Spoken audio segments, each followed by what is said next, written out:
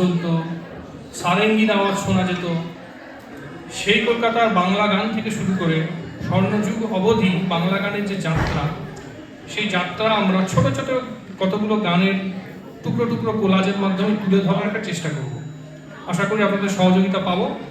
আমরা শুরু করছি। প্রথমে আমরা শুরু করব রামনিধি গুপ্ত তথা নিধুবাবুর একটি টপ্পা গান। কারণ আপনারা সকলে জানেন যে নিধুবাবু বাংলা গানের প্রথম টপ্পার প্রচলন করেন উত্তর ভারতীয় সঙ্গীত থেকে ভেঙে।